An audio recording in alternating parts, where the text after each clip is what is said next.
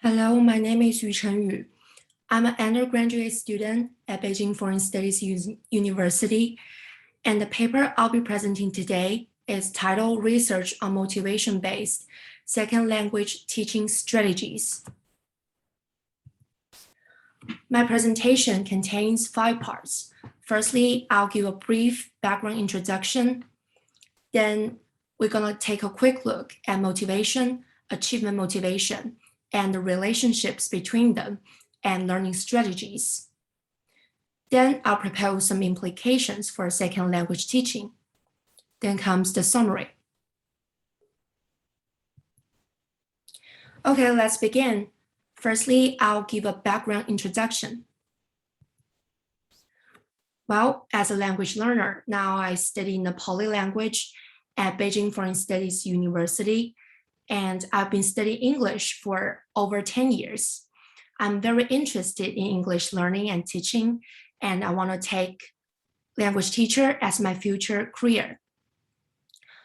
Last semester, after took a course about second language acquisition, I realized that I can explore some effective teaching methods by studying the factors influence second language learning, like motivation and a special kind called achievement motivation. Learning strategies, though it can be the direct factors to influence second language learning, but now when motivation, the psychological factor, acts on the final goals, I want to consider them to be the intermediate variables here. And I consider teaching strategies to be powerful approaches. Definitely, second language performance, the final results. Well, let's look at the diagram below, and I try to show the logic of my paper here. And during my presentation, you will see it several times. Existing research has shown that there's a collaborative mechanism between motivation and learning strategies. Based on the mechanism, I try to find out some implications for second language teaching, which may be conducive to improve learners' second language performance. Okay, let's learn about motivation and achievement motivation. Motivation is variously defined. In psychology, motivation includes factors not only active behavior, but also guide and maintain goal-directed actions. Prominent theories include Maslow's hierarchy of needs, Herzberg's two-factor theory.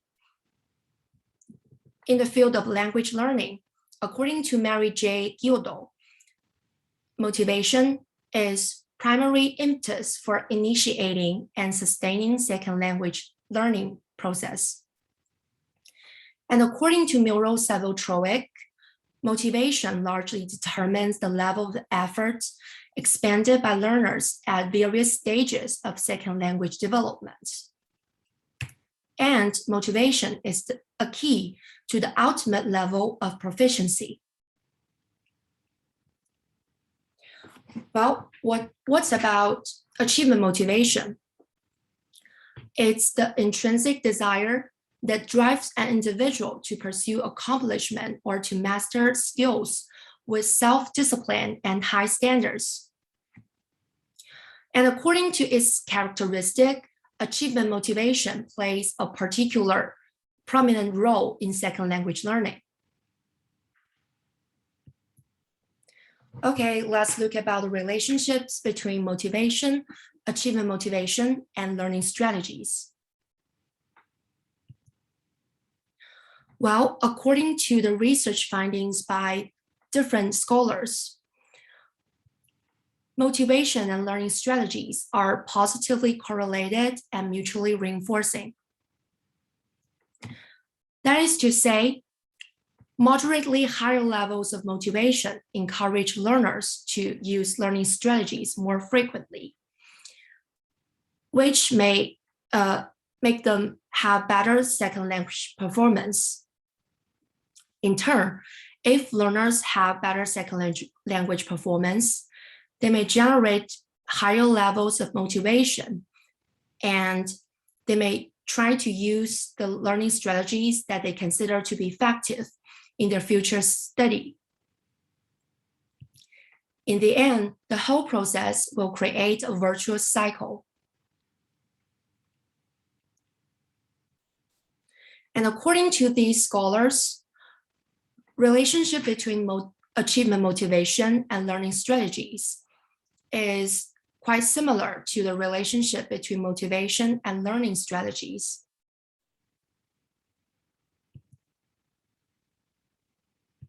Okay, let's look at the diagram again.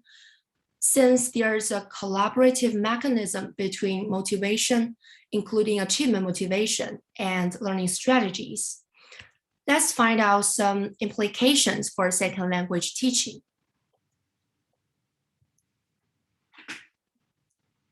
Okay, here are the implications. For example, teachers should improve learners' motivation levels moderately, or to encourage learners to use more learning strategies and provide timely feedback and guidance. And I'm going to explain them in detail. Well, firstly, making changes to teaching model. Teaching activities in traditional second language classroom center on teacher's lecture, or it's teacher-centric. Learners just listen or take notes. Due to the lack of interaction, learners may not have a very strong sense of participation, and they may quickly lose interest and can't concentrate for long. Over time, a decrease in their motivation level is likely to appear, which may impair their learning effect. Now, teachers can design and add more activities and interactions during their class and make it become learner-centric. Then learners can participate more and gain more enjoyable learning experience that will arouse their interest in learning a second language, and they may be aware of their subjective status. Over time, their interest in learning a second language can be developed, strengthened, and gradually transformed into stable motivation, which may be conducive to their second language learning. And teaching formats and activities teachers can adopt may include flipped classroom, or let students have small group discussion, or let students give presentations. Secondly, teachers can guide students to make correct attributions. There's a formula.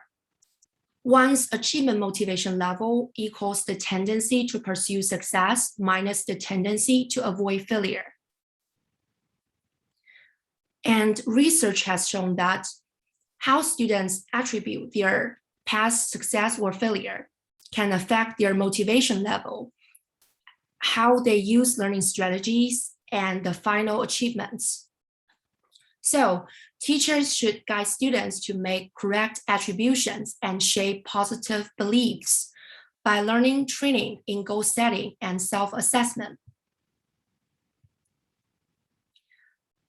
Then, speaking of encouraging learners' use of learning strategy, teachers should gain more knowledge of learning strategies, such as the types and effectiveness of each strategy, and teachers should diagnose the current situation of learner strategy use, like their awareness, the type and frequency they use strategies. Then teachers should conduct training on learning strategies, like raise learners' awareness of using them and guide them to make good use of them, Like teachers can invite students to share and discuss their experience of using learning strategies. Teachers can guide students to try adopting various learning strategies during their learning. And if these strategies have positive effects on students' learning, in the future, they may spontaneously use these strategies more to help them study. In the meantime, teachers should pay attention to individual differences. As Professor Muriel Saville-Troek wrote in her work, Introducing Second Language Acquisition, inclusion of strategy training for SLA is generally viewed positively in any case. A danger is that a researcher or instructor may have preconceived ideas as to what works and disrupt the student's successful strategy by imposing or encouraging a different one. Since the so-called effective learning strategies used by most successful learners are not entirely universal, teachers should pay attention to students' personal needs and emotional factors while teaching. Finally, teachers should provide timely feedback and guidance. For one thing, if teachers can provide timely encouragement and particular comments pointing out students' strengths and weaknesses, students can be informed of their study. They can find out their progress and generate higher levels of motivation, or identify their mistakes and make timely adjustments to achieve better results. For another, learners may have some limitations. For example, young learners may have limited capacity of learning, or they may have limited knowledge of learning strategies. So it's time for teacher to give timely feedback and guidance based on the effectiveness of learning strategies and help learners adopt the appropriate strategies. Okay, let me make a brief summary of my presentation today. Well, research has shown that there is a collaborative mechanism between motivation, including achievement motivation and learning strategies. Based on the mechanism, during the process of second language teaching, teachers should try to improve learners' motivation levels, their strategy application levels, as well as providing appropriate feedback and guidance. However, my paper also suffers from limitations. Firstly, as second language acquisition is a complex process influenced by various factors. Reaching these goals may be too demanding for teachers.